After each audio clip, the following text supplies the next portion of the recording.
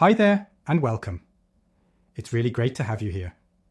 If you're thinking about selling a company or part of it, raising capital, or entering a joint venture, you're already exploring a big and exciting step.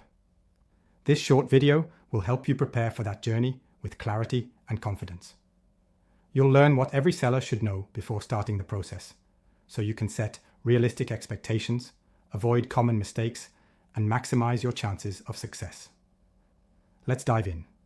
First, let's talk about motivation. Before starting any kind of transaction, it's important to be truly committed. Selling a company, or even a part of it, isn't something you do casually. If you're just testing the waters or curious about investor interest, that's absolutely okay. But instead of hiring an advisor, a better first step might be to use the M&A World Matchmaking platform. It helps you explore opportunities confidentially and without pressure. Let's sum it up. If you're not fully committed yet, that's okay. But please start by exploring the market gently and take bigger steps when you feel truly confident. 2. Selling takes time, usually more than expected. Many people believe deals happen quickly, but even in the best case scenario, the process, from preparation to closing, takes 6 to 18 months. Why so long? Because it's not just about finding a buyer, it's about building trust, preparing documents, negotiations, due diligence, and final agreements. Let's sum it up. Selling a company is not a sprint, it's a marathon. Be patient and strategic. 3. You can only sell when the investor is buying. One of the biggest misconceptions is, I'll sell my company whenever I want. In reality, deals happen when investors are actively looking. If the market is cold, or if your sector is out of focus, it might take much longer, or may not happen at all. Let's sum it up. Timing matters, and it's driven more by the investor than the seller. So don't hesitate to sell your company when the investor is ready and interested. 4. Investors can't make offers blindly. They need a clear picture. Investors won't make an offer without knowing the business well. They need to understand your company's activities, profitability, its potential, and the risks involved. The best way to provide this information is through an investment memorandum, a detailed, fully anonymous document that presents the acquisition opportunity clearly and professionally. This memorandum includes a comprehensive business plan, helping investors see the full picture and build trust before making an offer. Let's sum it up. The fastest and most effective way to present your opportunity is with an investment memorandum. It speeds up how quickly investors can understand your business and seriously consider making an offer. 5. Investors think in returns, not emotions. You may see your company as your life's work, but investors see it as a financial asset. They compare the potential return to alternatives, like stocks, real estate, or government bonds. That's why most investors use EBITDA multiples to estimate value. For example, automotive companies are usually valued at around 4.3 times EBITDA. Logistics companies at 4.5. General manufacturing at 5 times EBITDA. In the pharmaceutical sector, it's around 7. And in IT, if there's strong growth, it can go up to 10 times EBITDA. Let's sum it up. Buyers look for return on investment. Understand how they think, and be ready to speak their language. 6. Know the difference between enterprise value and equity value. This brings us to a very important distinction. Enterprise value versus equity value. Enterprise value represents the total value of the company as a whole. But when an investor wants to know how much they will actually pay you, the owner, they look at the equity value. Equity value means the enterprise value minus any company debt, plus any cash the company has available. Why is this important? Because when someone buys your company, they are not only buying the business, they are also taking over its financial situation. If the company has debt, the investor knows they will have to pay it back eventually, so they will factor that into their offer and offer less money up front. On the other hand, if the company has cash in the bank, that's a bonus. It lowers the buyer's financial risk, so they are willing to pay more. Here's a simple example.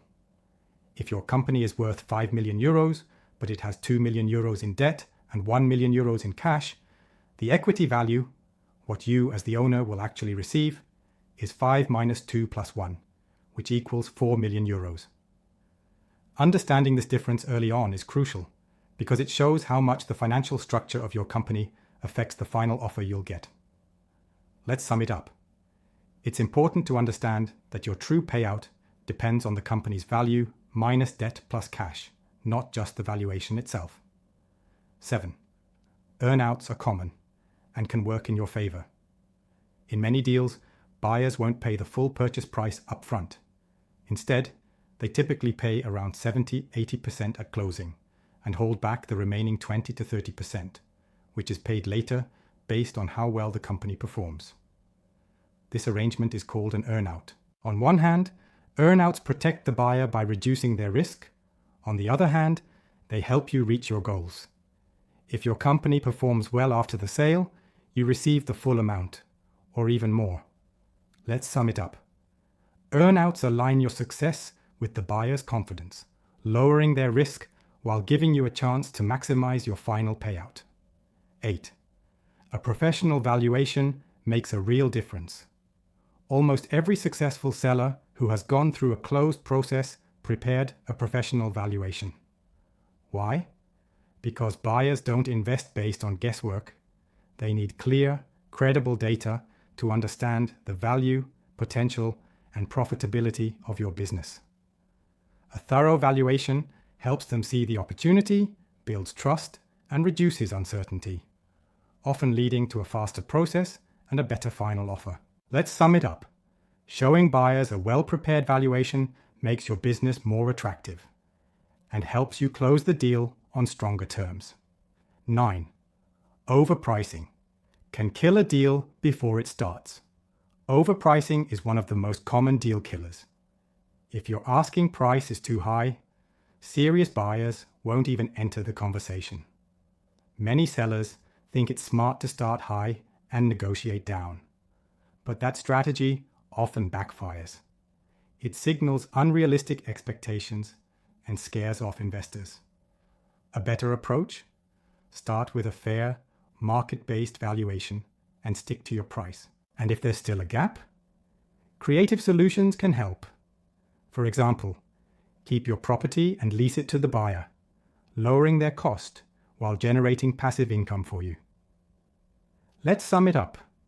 Start with a realistic price based on market value. A fair offer, backed by confidence, goes further than wishful thinking. 10. Your role doesn't end at signing. Selling your company isn't just about handing over the keys. In many successful deals, the buyer asks the seller to stay involved for a short period, often as an advisor, to support the handover and keep things running smoothly. Let's sum it up. Most buyers welcome your continued support during the transition. Think of it as your final contribution to the company you've built, and a great way to make sure it's in good hands. So, let's recap. Here's your 10-point checklist for a successful sale. 1. Commit fully or wait until you're ready. 2. Be patient. It takes 6 to 18 months. 3. Think like an investor, not an owner. 4. Sell when the investor is interested. 5. Investors think in returns, not emotions. 6. Understand your equity value, not just the valuation. 7. Expect earnouts and use them to your advantage. 8. Secure your price with a professional valuation. 9. Price realistically, don't scare off buyers. 10. Stay involved after closing. It adds value. Thanks so much for watching. And if you'd like to talk about your situation, we're always here to help. All the best on your journey.